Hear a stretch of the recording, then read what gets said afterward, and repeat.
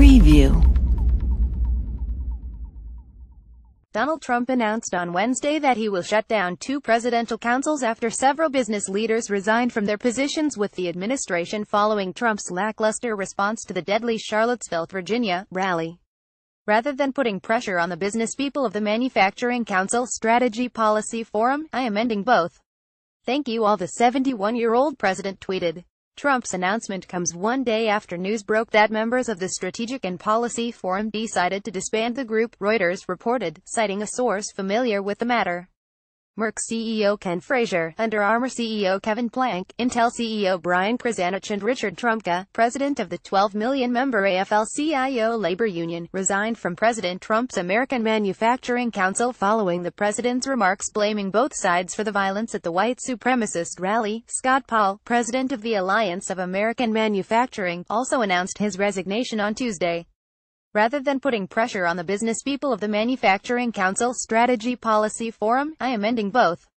Thank you all. Donald J. Trump at Real Donald Trump, August 16, 2017. America's leaders must honor our fundamental values by clearly rejecting expressions of hatred, bigotry and group supremacy, which run counter to the American ideal that all people are created equal, Frazier said in a statement announcing his resignation on Monday.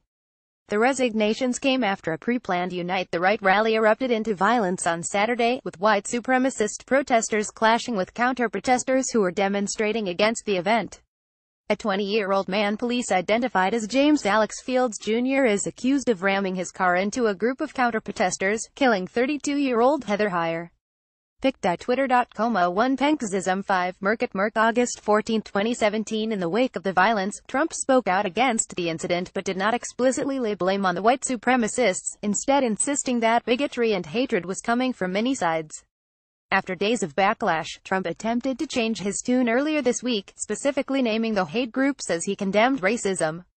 Racism is evil, and those who cause violence in its name are criminals and thugs, including the KKK, neo-Nazis, white supremacists, and other hate groups that are repugnant to everything we hold dear as Americans, he said. Watch Natasha Stoyanov break silence, accuses Donald Trump of sexual assault on Tuesday. However, the president doubled down on his initial statements, blaming anti-racist protesters for the violence and accusing the fictional alt-left of contributing to the turmoil, CNN reports. Just minutes after Trump made his announcement on Wednesday, Twitter users began to weigh in. "You can't fire me because I quit." Not a quote from President Trump, but Nirvana. Ironically enough, in a song titled Sendless Apprentice, Paul R. LaMonica at LaMonica Buzz, August 16, 2017. Translation: You can't fire me, I quit. Tears of joy. John I. Adirola at Johnny Adirola, August 16, 2017. You can't all quit on me, you're fired, Kevin Cruz tweeted in response to Trump's message.